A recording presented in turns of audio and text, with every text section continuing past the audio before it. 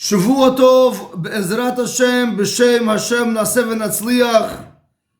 This lecture is in memory of David ben SURYA, Yaakov Levi's grandfather. In Parshat Beshalach, we have a lot of points that the Parshat can teach us on how every Jew has to be a true Eved Hashem. What it takes to be an Eved Hashem. We're going to see a few points over here, but I want to read for you the pasuk in Perek Yuzayin and pasuk Chet.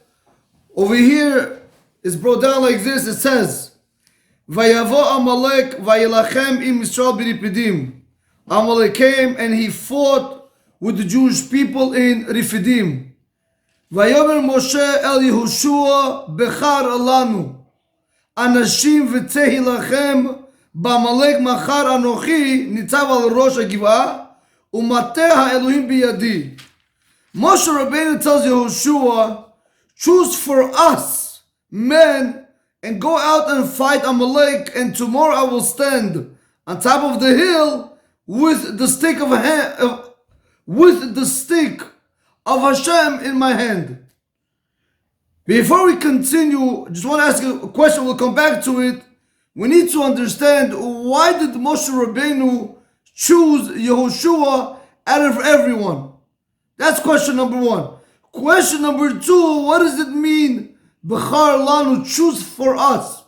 Who is it us? Moshe, you're speaking to Yehoshua. It has to be choose for yourself, meaning choose for Moshe, choose for me, not choose for us. Then the pasuk continues, Vayas Yehoshua kasher amar lo Moshe, li'ilachem b'Amalek u'Moshe Aharon v'chur alur l'rosh hagivah. Yehoshua did like Moshe Rabenu told him to go and fight against Amalek. Moshe, Aharon, and Chur, they went all the way up until the top of the hill. V'haya kasher yari Moshe yado, when Moshe Rabenu would raise his hands, V'gavar Yisrael, the Jewish people would have the upper hand. The Jewish people were able to win the war. They were winning. V'kasher yanich yado, but whenever Moshe Rabbeinu would put his hand down, v'gavar Amalek, Amalek won. V'dei Moshe kevedim, Moshe's hands, they were very, very heavy. V'yikchu even v'yisimu b'tachtav, they took a stone and they put it underneath him. Vayeshev aleha, and he sat on it. V'Aharon v'Chur tamchu biyadav. Aharon and Chur, who went up with him on top of the hill, they supported his hands. Mizeh echad u'mizeh echad, each from one side. Vayi yadav imuna ad bo hashemesh. And his hands were basically something like this until the morning. We'll see what Rashi wants to say. And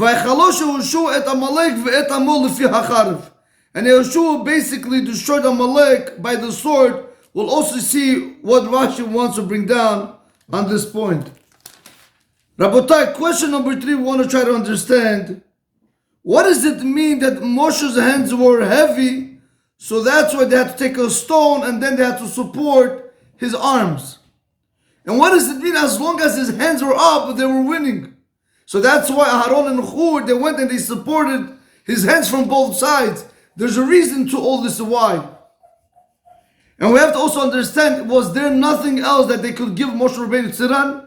You have to remember, Moshe Rabbeinu, if he picks up his hands, they are winning the war. The second he puts down his hands, they're losing the war. So we need to understand over here, wouldn't you want to give your leader a chair, something comfortable to sit on? You give him a rock to sit on?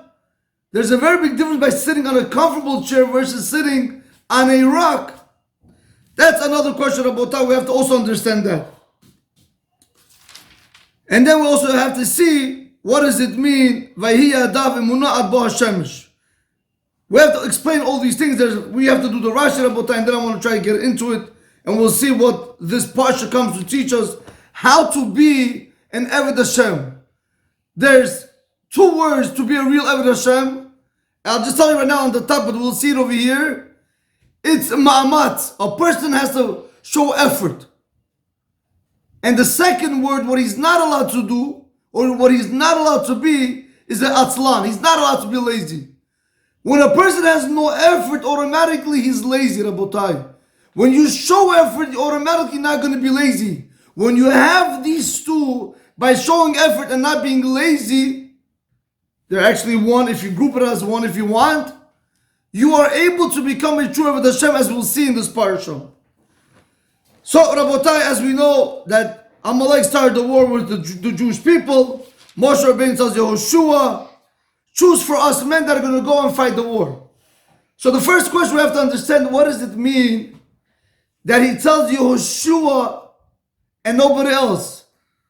There's hundreds and thousands of people with Moshe Rabenu. You had Aaron, you had Hur, and probably were other giants also. You pick Yehoshua out of everybody? Rabotai, listen what the Or HaChaim says. And also I would like to read for you what Rashi says. And what does it mean not to learn Torah? And what does it mean that when a person learns Torah, or better yet, I'll try to tell you, what wins in this world? Who's able to succeed in this world against wars, or especially in that fact, against anything else, is learning Torah. What brings a person success is the Torah. It is nothing else. The Or HaChaim says over here something beautiful in Otet. Vayomer Moshe el Yehoshua. Moshe says to Yehoshua, Nidchake Moshe. Moshe became wise. He became smart. Ki shehikira he'avon shehu letzad bitul milchemet haTorah. He realized that the sin, that the whole war over here started because the Jewish people were not learning Torah. Amar, he said, Ein ra'ui letzed lemilchama elel Yehoshua. The only one who's fit to go to war is Yehoshua. Why Yehoshua out of everybody? Shedemar alav lehalan, like I said on him later on in Perek Lamed Gimel Pasuk Yud Aleph. Lo yamish mitocha ohel. He never left from the tent. What does it mean never left from the tent? We know that the tent resembles Torah. And that's what the Or HaChaim says. Be'esik HaTorah. He never left from learning Torah. He was always learning Torah. So you want a guy to fight the war who learns Torah. Ve'amar, and he said, Ve'amar lo sheyivchar ki yotzeh bo. Moshe Rabenu told Yehoshua he should choose similar to people like him that learn Torah. With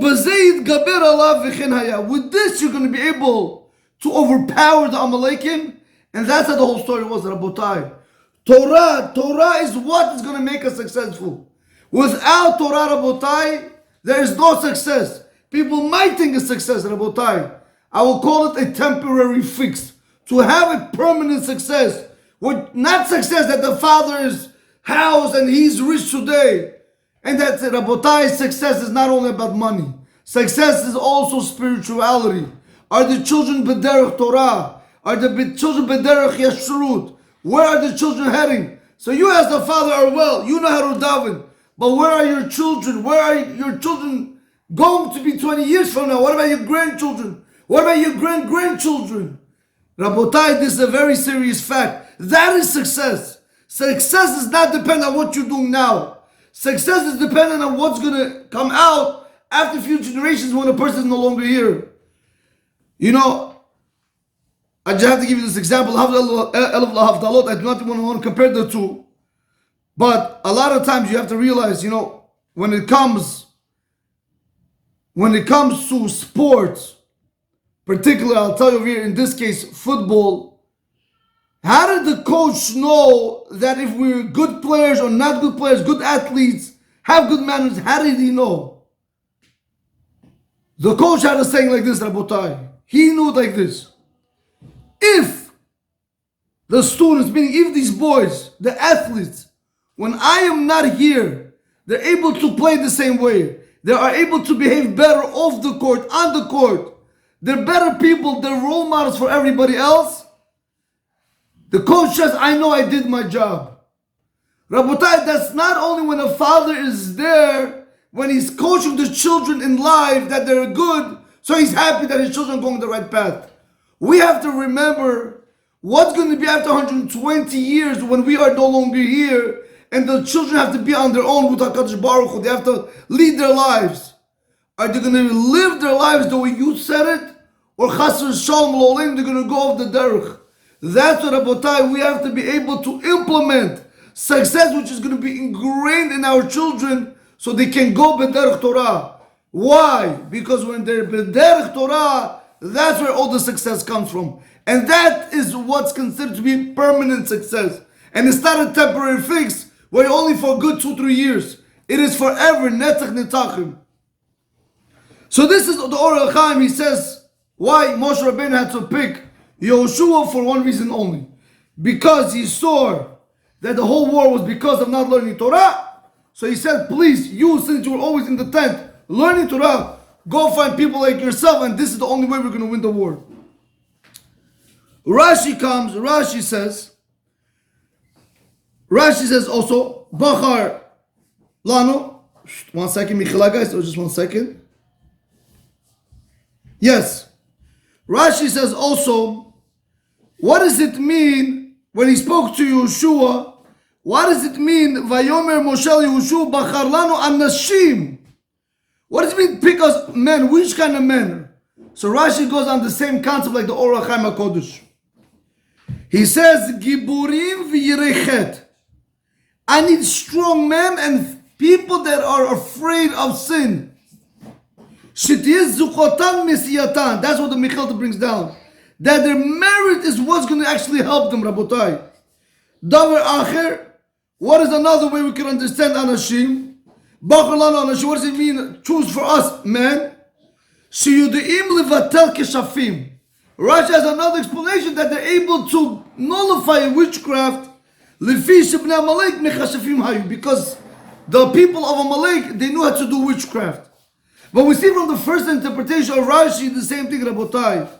He needed people that are strong and yirichet, people that were afraid to sin, almost similar to what he said regarding, the Or HaChaim said regarding Yehoshua, similar to that.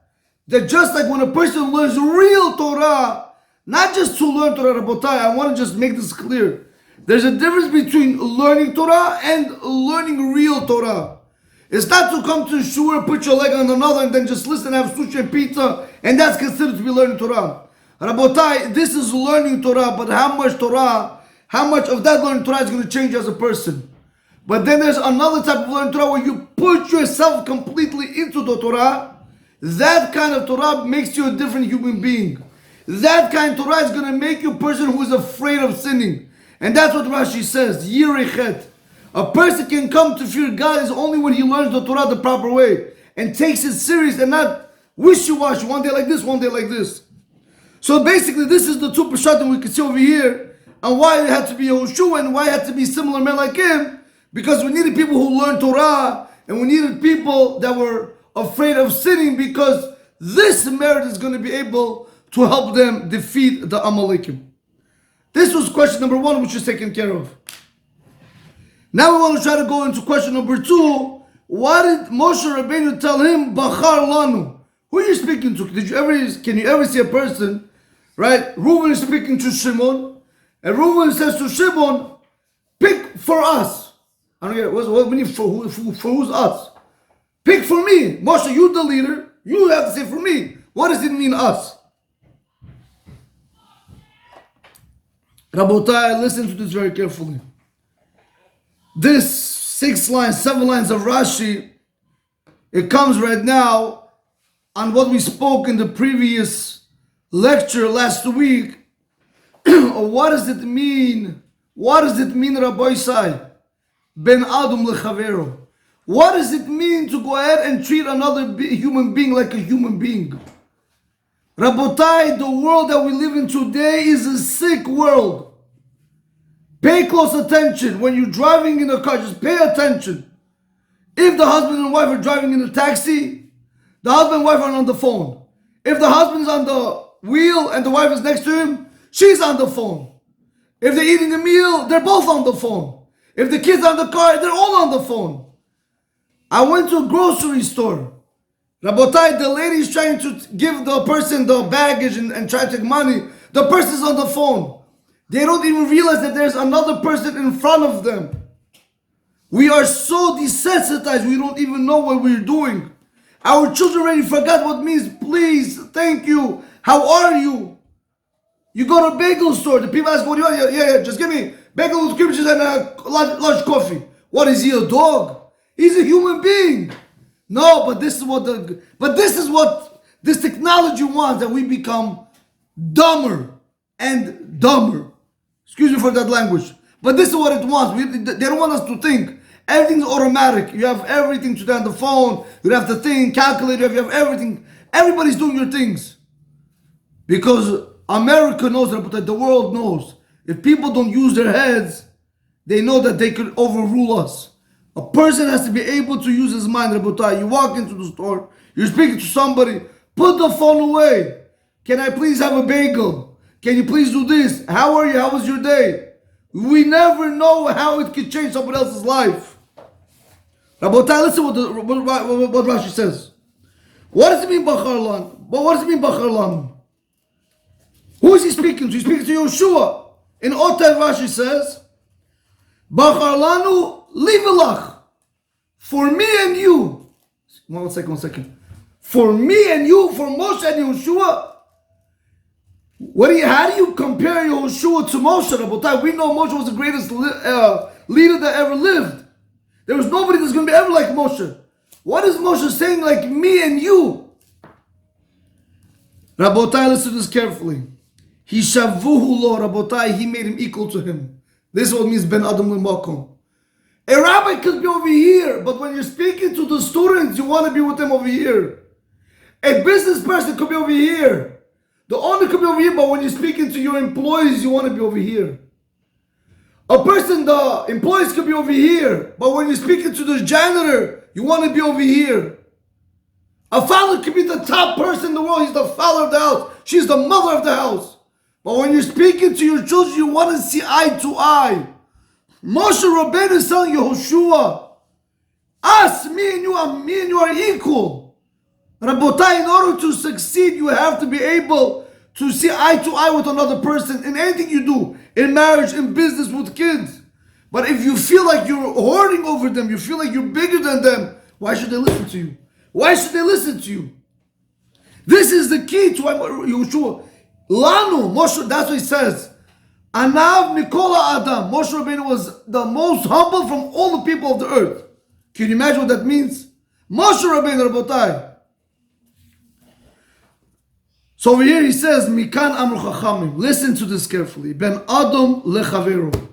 Mikan Amru Chacham. From here the Chachamim said, Yihi kavod talmidecha, chaviv alecha kishocha. From here the rabbis tell us, the honor of your students should be important on you, just like your own honor. This is what I told you, the rabbi and the student. The rabbi shouldn't feel he's over here, the student should feel over there. The student should feel a lot from the rabbi. Then it continues, and that's brought down in Pirkei Avot, in Paradal Mishnah Yubet. V'kavod haverecha kemora rabach minayin. How do we know the honor of your friend should be like you fear your rabbi?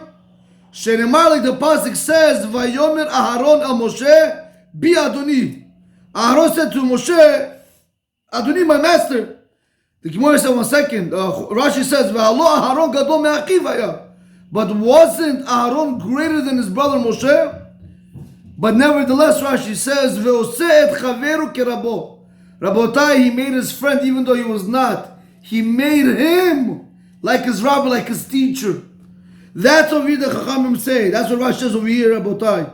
Your friend's honor should be like on you, like you fear your rabbi. Just like the much honor you give to your rabbi, that's the same honor you have to give to your friend. And he continues over here and he says, Umora rabah kimro shemayim minayin. From where do you know how do you have to fear your rabbi? From where do you know the amount you have to fear your rabbi just like you fear God? Shenemar Adoni Moshe Kilaem. Like it says, my master Moshe finished them. Kalem min haolam, finished them from the world. חייבים הם כליה המורדים בך. You have to finish them. They're obligated to be finished. Those people that went against you, they rebelled against you. כאילו מרדו בהקדוש ברוך הוא. As if they went and they rebelled against Hashem. So we see from here another point, Rabotai. When you're dealing with your rabbi, when you're dealing with your teacher, you have to fear them, Rabotai, just like you would fear Hashem. So we see over here 3 different levels of how each person has to act towards another. The bottom line over here is you have to be able to give the person in front of you that proper kavod. This is what does it mean, Bachar Lanu. This is what means choose us. Because Moshe Rabenu told Yehoshua, me and you are the same. And that's why the Chacham go on to 3 points. Point number 1 was, make sure that your student's honor is dear as your own honor. Make sure that when you dealing with your friend, you should have fear of your friend, just like you would have fear of your rabbi. When you're dealing with your rabbi, make sure you are fearing your rabbi, just like you have fear of God. Rabotai, this is what's required of us to be human beings. That's why they say Derech Eretz Kadma Torah, Rabotai. What means Derech Eretz? There's different interpretations. But a person has to be a Ben Adam. A person has to be a human being. In order to be a human being, you have to learn what the Torah tells us. Rabotai, with this, we're going to continue to the next piece. The next question that we asked.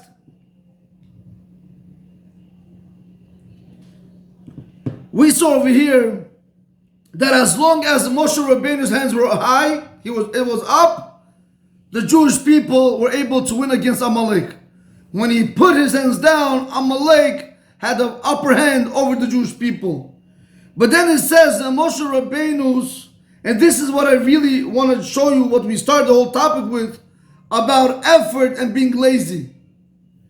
And Moshe Rabbeinu over here says, and Moshe Rabbeinu's hands were heavy until they took the stone and they sat him on it, and then they were holding both of his hands, Hur and Aharon.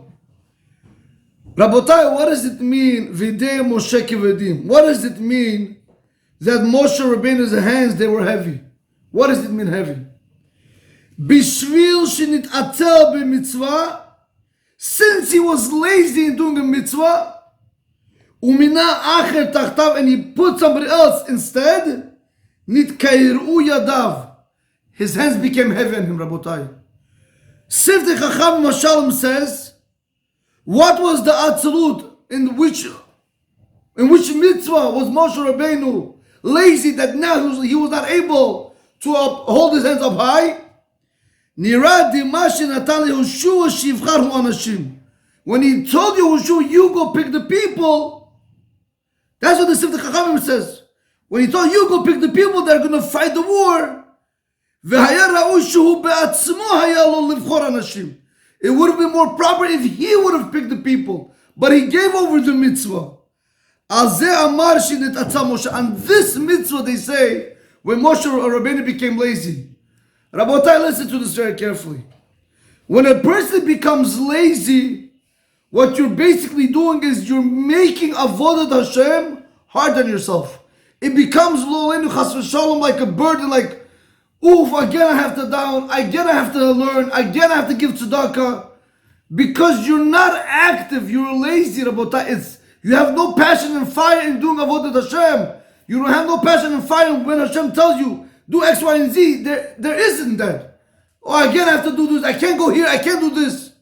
Rabotai, we need to realize that it is a privilege. It is a very, very big privilege for us to be the children of Hashem.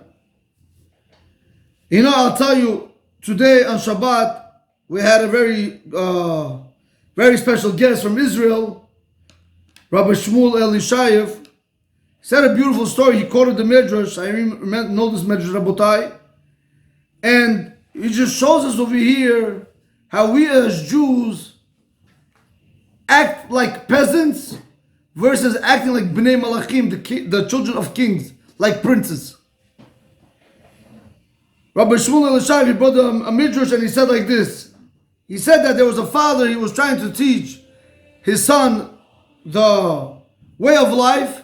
And he said, son, there's 3 major works you have to know in order to be able to succeed in life. Everybody has to teach their child a job profession. So the father said, I'm going to teach you 3 important job professions at that time, so you should know this, so it should be easier for you when you become older. What were the 3 job professions? The first one was how to pick out a horse. Like today you have cars, how to pick up a horse, how to look if a horse is good or not. The second one was how to tell if a diamond is real or not.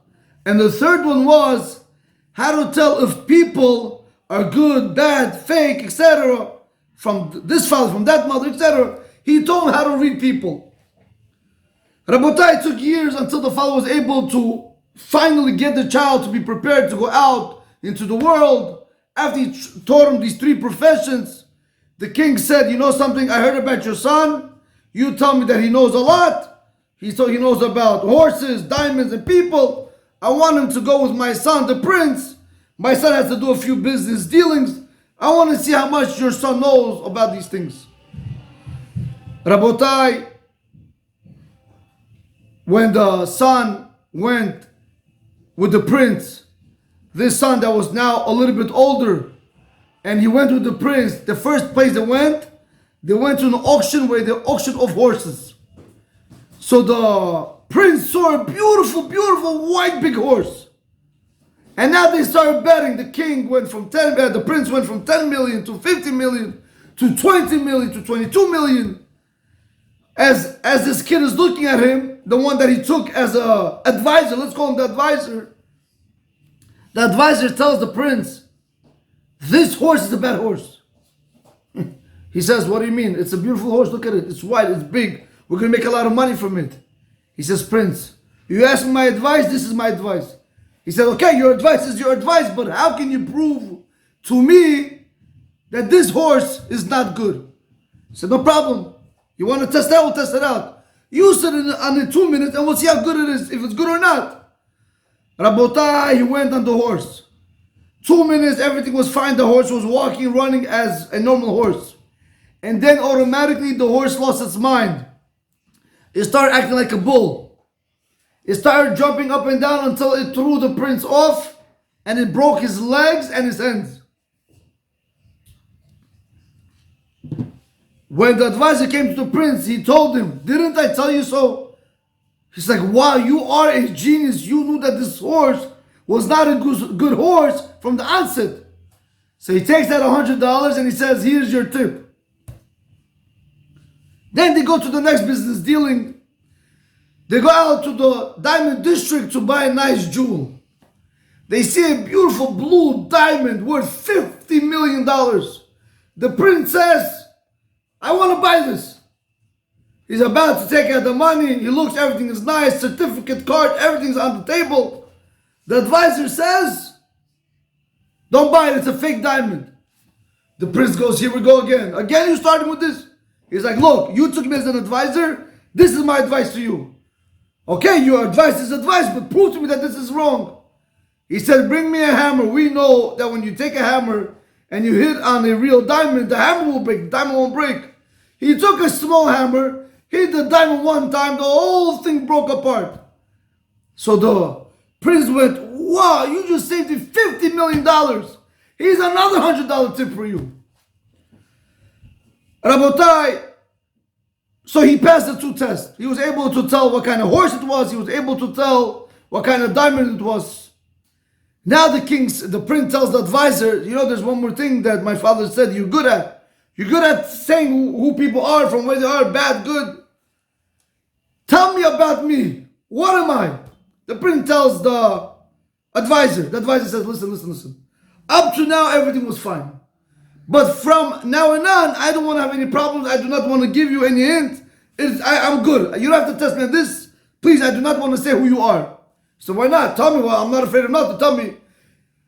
Bottom line is, he kept on pushing and pushing and pushing. He said, please. He's like, look, if you shake with me, give me your word. You'll never tell this what I'm about to tell you to the king. He says, I will go ahead and I will tell you who you really are. Rabotai, the advisor tells the prince, he says, you're not a prince and the king is not your father. He goes, what? I'm not the prince, the king is not my father. He runs to his father, the king. As he comes in there, he tells the father the whole story. The father says, bring me the advisor right here, right now.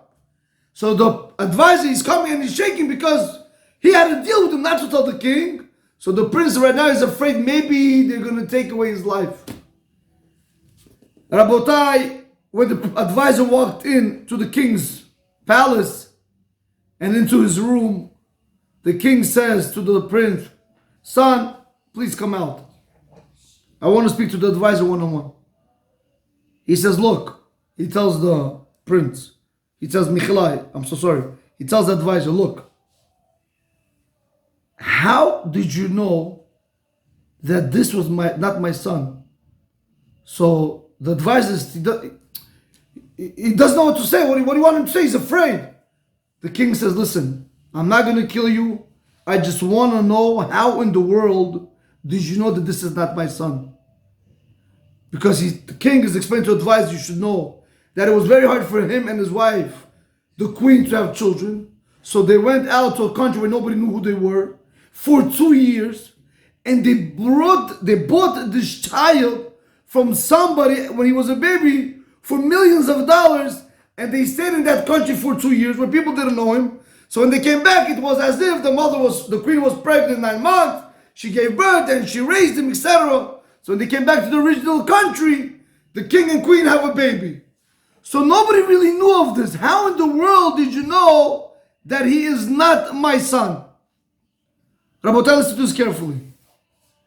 Comes the advisor says, you know how I knew that this is not your son? I went to the horse auction. I saved him $22 million. And you know what his bonus was to me, the tip? $100. I went to the diamond district. I saved him $50 million. You know what his tip was for me? $100. Don't you think if he's a king, if he's a prince of a king, don't you think much more is coming to me? A king, if he's the son of a king gives. He would have also given. But his genes were not the genes of a king. Rabotai, his genes were the genes of a peasant. Because when you brought him from was a guy who was a poor man, and it's very hard for them to give money. He was a peasant. So that's how I knew it was not your son, from the way that he was giving me his money. Rabbi said, why am I saying this? Because this is us, Rabotai. We don't act like Bnei Malachim. We don't act like princes, the kings, the children of Hashem. We act more like peasants, Rabotai. That's why every single Jew, when you're doing something, you have to be proud of doing mitzvot. It comes your way, putting on tefillah, learning Torah, giving tzedakah, helping your wife, being with the children, Rabotai. Every little thing is a mitzvah. Hashem gave us a lot of mitzvahs in order to be able to give us a lot of merits. Even tying your shoelace and putting right and then left, tying left and then tying right. All these are mitzvot in the Shulchan Aruch. Halachot, by the way. For what, Rabotai? To give us more reward. You have to ask yourself, are you behaving like a peasant? Or are you behaving like a Ben Melech? Are you behaving like the son of a king, like a prince? Rabotai, that's what we see over here. That was the third question we wanted to answer. The fourth question we want to understand, why did Moshe Rabenu have to sit on a rock? It says, Vayikchu even vayisimu tachtav. Why a rock? There was nothing else. Rashi says, Vayisimu tachtav, even vayisimu tachtav. They took the rock and they put it underneath him. V'lo yashav lo al kar v'keset. He didn't sit on a pillow or a mattress. Amar, because Moshe Rabbeinu said, Yisrael shuru'im b'tza'ar. If the Jewish people are in pain, they're resting in pain right now, they're going through pain with the fight with Amalek. Af ani ehyeh mahem b'tza'ar. Even I will be with them in pain. And this is Masechet Tanit, Rabotai, by the way, in Daf Yud Aleph Amur Aleph. There's a mitzvah, Rabotai, when there's a congregation, when there's a tzibur that is in pain, a person also has to feel their pain. Moshe Rabbeinu over here is telling us, teaching us, the Chumash is teaching us, Rashi is saying Do you know how to win in anything? Do you know how to be successful in anything, Rabotai? That isn't by feeling another person's pain. This over here is very important.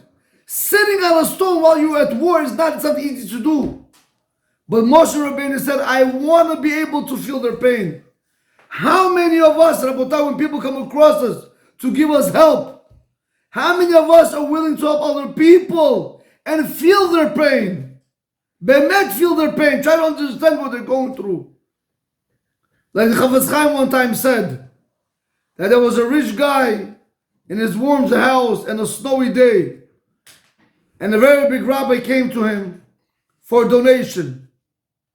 So the rich guy took out a check and he started writing him $10,000 and he gave it to him. So the rabbi said, I don't want the money like that. I just want you to spend with me 2 minutes outside. When the rich guy came outside, he felt the coldness. He felt what does it mean to have heat in a building. He told him, wait, I will give you a bigger check now. Rabotai, it is very important. It comes back down to the same principle, Ben Adam lechavero. We have to be able to feel one another, to help one another. This is the only way we're going to be able to succeed. Everything over here is leading down to this, how they were able to in Amalek. Moshe Rabenu made himself like with equal to Yehoshua. He didn't look at him any other way. Together. Then they put the rock on their, why? Because he wanted to feel their pain. When a husband and wife work together, Rabotai, they succeed. When children work together with their parents, they succeed. When employees work together, they succeed. But Rabotai, when everybody has their own agenda, then that's where you have problems. Rabotai, over here Rashi says, Vayi yadav imunah. That Moshe Rabbeinu's hands were imunah, were faithfulness. What does that mean? Vayi Moshe yadav b'imunah. What does that mean? Perusot hashamayim b'tefila le'emana u'nechona. Moshe Rabbeinu's hands were stretched out to Hashem in confidence and firmness. When he was davening, he was confident in his prayer. He was davening to Hashem to be able to help the Jewish people to win the war against the Amalek. What does it mean, Ad Bo Hashemish? When it says that Moshe Rabbeinu had his hands until the sun, שהיו המלכים מחשבים את השעות באסטרולוגיה באיזה שעה הם נצוחים. Because the Amalekim, they were making the calculations at which point by the astrologer's time they're going to be able to win the war. והעמיד להם משה חמה וערבב את השעות. Moshe Rabbeinu made the sun stand and he mixed up the time so they wouldn't know when they're going to be able to succeed or not. And then the pasuk continues, "Vaychalosh Yehoshua et Amalek ve'et Amo lefi Charif." What does it mean, Vaychalosh Yehoshua? What does it mean that Yehoshua made weak? Chatach Rashei Giburav. Yehoshua only slaughtered, he only killed from Amalekim only the strong people. V'lo hishir elech halashim sheba'im. He only left the weaker ones amongst them. V'lo hargam kulam. He did not kill everybody. Mikan anu limdim shasu al pi hadibur shel shechin. From here we learn out that everything that they did it with the word of Hashem. Rabotai, I just want to conclude with all this. We have to see something beautiful over here. How does the story connect to us? How does the story going to make us better of the Hashem? Better Jews? Rabotai, we need to realize that Amalek resembles the Yetzer Hara. Just like Amalek wanted to destroy the Jewish people, so too the Yetzer Hara wants to destroy the Jewish people. Every day Chazal tell us, the Yetzer Hara seeks out to kill us, but Hashem helps us that we can defeat him. Rabotai, but we know in Masechet, Baba Badr and Daf Tazayin Amur Aleph, we know that the Yetzer Hara, he's the Satan, and he's also at the same time, he's the Malach HaMavet. He plays all three roles, Rabotai. So we have to understand, how do we defeat the Yetzer Hara? And this is what Moshe comes to teach us. What did Moshe do in order to be able to win the war against Amalek? And Rabotai, Moshe Rabenu, first of all, Rabotai, we have to learn how to daven properly. We daven today as if we're rushing to the airport. Every day the tefillah that we're daven is not the same tefillah, Rabotai. Every day becomes more faster and faster, quicker and quicker. When was the last time you stopped at Adonai Sefatai Tiftach Ufi Yagiti Elotech and you understood what those words mean? It says Hashem, my master. My Adonai means my master. Before you even daven Shomnes, you already understand that there's a master standing in front of you. Rabotai Chas V'Sham Lo Lein, if a person goes to court for one ticket, Rabotai, for 1-2 points that he's going to get on his car, he's shaking. But when it comes to Shemona Esrei, we could be on our phones, we could look sideways. But he's the one that gives you everything. No, because we don't believe it, Rabotai. In order to be successful, Rabotai, number one, tefillah. Number one, tefillah. Prayer, davening properly. So big deal. So you won't down 3 minutes, you down 4 minutes. What? That's the end of the world. So you won't down 5 minutes, you down 6 minutes. That's the end of the world. Rabotai, show Hashem that you're speaking, you're asking for parnas, you're asking for refuah, you're thanking, you're praising Him. The more you do it in Shemona Esrei, the less you're going to have to do it other places. Rabotai, that was number one. Prayer. Just like Moshe Rabenu fought against Amalek with prayer, one thing we have to ask Hashem is through prayer. And that's exactly what we daven in the beginning of the Brachot HaShachar. We ask Hashem to save us from the Yetzer Hara in the Brachot HaShachar, from a bad friend, from Satan, etc. Rabotai, what's the next one? What do we need? The next thing. After we prayed, we see from Moshe Rabbeinu when he told Yehoshua, you go take men and you go start the war, and I will go up and I will stand on top of the hill with Aaron and Hur and I will daven for you. What's the next step, Rabotai? Ma'amatz. Rabotai, after you finish davening, davening is not enough.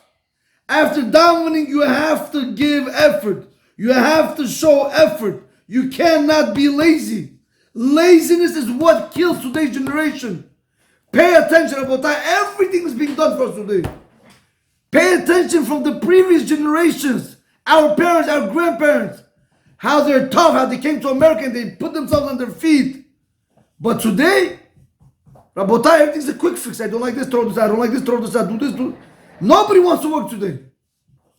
Everything became like everything's supposed to be a quick fix. That's it. You do it, get a cleaning lady, do this. Nobody wants to move a muscle.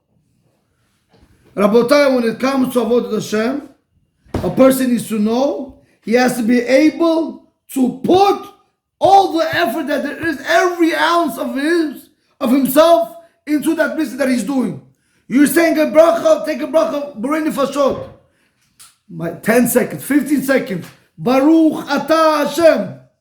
Baruch Ata Hashem. What's that? Everybody's rushing, Rabotai. Why are you rushing? You're rushing to daven. Hashem told you to daven. The same Hashem that told you to daven, that's the same Hashem that's telling you should say the bracha of Hashem properly. The bracha of Borei Nefashot properly. You're running to learn Torah. That's the same Hashem that told you to learn Torah. That's the same Hashem that's telling you to say the bracha properly. You're running to work because there's a mitzvah to work. The same God that told you to work, it's exactly the same God that wants you to be able to say the bracha properly. Everything has its time and place. When it's time to learn, you learn. When it's time to pray, you pray. When it's time to work, you work. And that's how it works, Rabotai. But when you're doing every one of those, you have to be able to put all your effort. A person has to wake up in the morning a lot of times, right? It says, Idgaber Ka'ari, it says in the morning, the first halakha of the Shulchan Aruch. You have to strengthen yourself like a lion. Why a lion, Rabotai? You ever see when a lion attacks? He doesn't think to time. Quick! No, Rabotai, we're lazy. Rabotai, we are bums. We're real bums today. Back then, you should see the generation, people. Back then, Talmidei Chachamim, Gedolim, Rabotai. Look at our parents from Russia, they came, or other people, now nationality, came to America, they made something from themselves, Rabotai. Why? Because their backs were against the walls. So they no, but we're fine, no, we're good. Don't touch me, I'm fine. A little minute here, a little second there. What's going to play this in your life? You sleep more, you sleep less. יתגבר כארי לעמוד בבוקר לפני עמוד השחר, רבותיי. You have to wake up in the morning before dawn. Why? We do that first halakha? No, we don't do that first halakha. And then we want to know why X, Y, and Z happens. Rabotai, that is the first halakha in the Shulchan Aruch. To serve Hashem like a lion. You wake up like a lion. Now we serve Hashem like a turtle. Do you know why? Because the night before, we go to sleep like turtles. That's when we wake up like a turtle. In any event, Rabotai, these 2 points must be there. There must be prayer and there must be effort. Ma'amat, there must be effort. Rabotai, if a person is able to do these things, he will be able to pass through this world up until 120 without a lot of trouble, without a lot of problems, because you're serving Hashem, you're doing avodah Hashem, like Chazal tell us, Adam lama yulad. A person is born to toil. Rabotai, it's up to you what you want to toil. You want to toil in the outside world, but you're going to have problems, because that's where you're going to toil. But if you want to toil in avodah Hashem, in service of Hashem, Rabotai, that Hashem says He's toiling. He's the Eved Hashem in my service. He's serving me. Why should I give him problems? He's already having problems. Then Hashem has to take away all your problems. You won't have problems, Rabotai. For a person able to do that, and he's able to go ahead and pass through this world with effort and not being lazy and davening properly, Rabotai, when you come to the next world, after 120, then you will see your reward. Now we could understand in this Parsha, when it says, Az Yashir Moshe, then Moshe sang. When did Moshe sing? After they crossed the sea. After he picked up his hands with the stick. Rabotai, after the efforts, after the prayers, everything after you will see Az Yashir Moshe. Just like Az Yashir Moshe is going to be for us also B'ezrat Hashem after 120 years. As then we're going to sing to Hashem being happy that we were able to accomplish so many mitzvot, so much Torah, so much avodah Hashem in this world. And we're going to look back and we're going to say, thank you Hashem, that we were not those people that went after Hevel Havalim, after vanity of vanities, but we were those people that went after avodah Hashem, Rabotai. Shavua Tov to everyone. Baruch Adonai Olam. Amen. V'amen.